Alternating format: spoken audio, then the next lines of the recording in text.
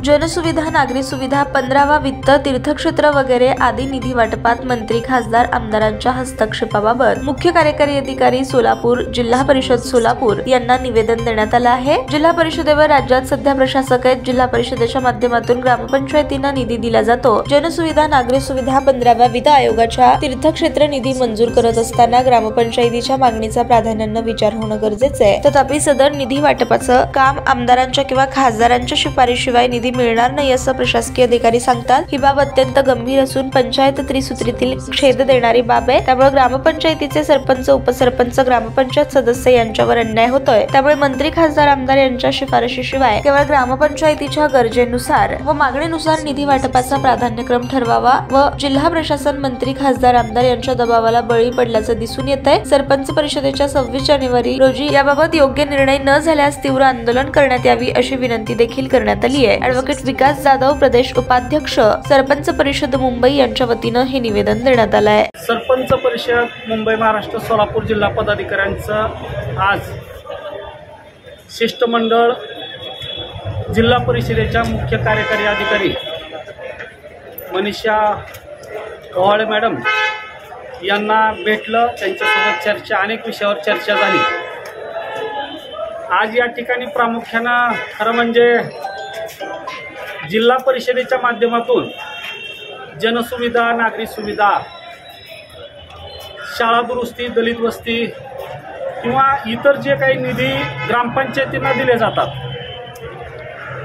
त्या निधीमध्ये आमदार, खासदार आणि मंत्र्यांचा हस्तक्षेप होतोय। तो हस्तक्षेप थांबला पाहिजे आणि ग्रामपंचायतीच्या मागणीप्रमाणे आणि ग्रामपंचायतीच्या गरजेप्रमाणे त्यांना निधीचं वाटप झालं पाहिजे।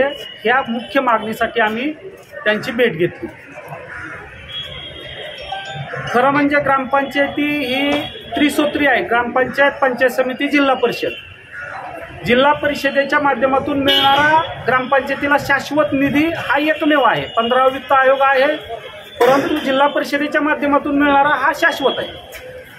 आणि हा निधी जर आमदारांच्या शिफारशीनुसार येऊ लागला तर राज्य शासनाकडनं आमदार काय आणतात?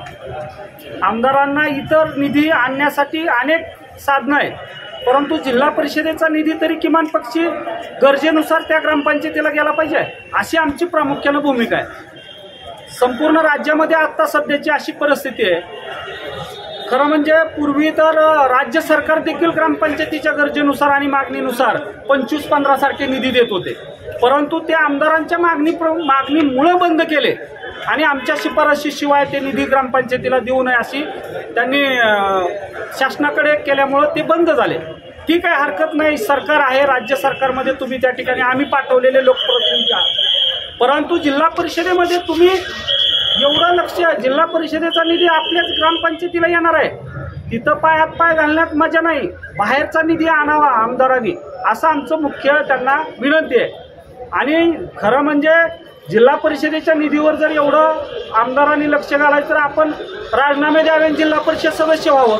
आपल्याला जर राज्य सरकारकडनं निधी आणता येत नसेल आणि जिल्हा परिषदेच्या निधीत आपण जर डोकं घालणार असाल तर ही दुर्दैवी बाब आहे। त्यामुळं आमदारांनाही विनंती आहे, तुम्ही आमचे लोकप्रतिनिधी आहात, तुम्ही राज्यात मंत्रिमंडळाचे सदस्य आहात, त्या ठिकाणी काम करताय, आपण राज्य सरकारच्या निधी जास्तीत जास्त आपल्या तालुक्यात, आपल्या मतदारसंघात आणण्यासाठी प्रयत्न करावा। आणि जिल्हा परिषदेच्या निधी जो ग्रामपंचायतीला मिळणार आहे, दलित वस्तीचा निधी असेल, ज्या ज्या गावाच्या मागणीनुसार मिळू द्या ना त्यांना।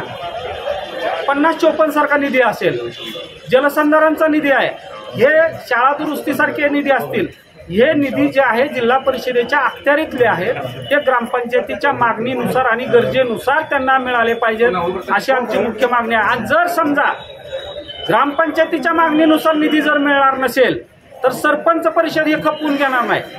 बरेच अधिकारी या ठिकाणी सांगतात की आमदार, खासदारांच्या शिफारशीनुसार तुम्हाला मंजूर होणार नाही, हे चुकीचं आहे। मग ग्रामपंचायत कशाला ठेवली? ग्रामपंचायतचे सदस्य, सरपंच, उपसरपंच काय करतायत? आमच्या ग्रामसभेच्या माध्यमातून आराखडे कशाला तयार करायचे, असा प्रश्न आमच्या मनामध्ये निर्माण व्हायला लागला। म्हणून ग्रामीण भागामध्ये काम करत असताना शाश्वत विकास करत असताना जिल्हा परिषदेच्या माध्यमातून जो निधी मिळतो तो डायरेक्ट ग्रामपंचायतीच्या मागणीनुसार मिळावा अशी आमची विनंती आहे. सध्या प्रशासक आहेत, जिल्हा परिषद अध्यक्षांचे आणि त्या बॉडीचे सर्व अधिकार प्रशासकांना आहे. त्यामुळं माझी शिओ आणि डेप्युटी शिओ साहेबांना विनंती आहे की आपण कुणाच्याही दबावाला बळी पडू नये, अन्यथा 26 जानेवारीपासून सरपंच परिषद तीव्र आंदोलन करेल याची नोंद घ्यावी. ताज्या बातम्या पाहण्यासाठी प्राईम महाराष्ट्र न्यूज चॅनलला सबस्क्राईब करा.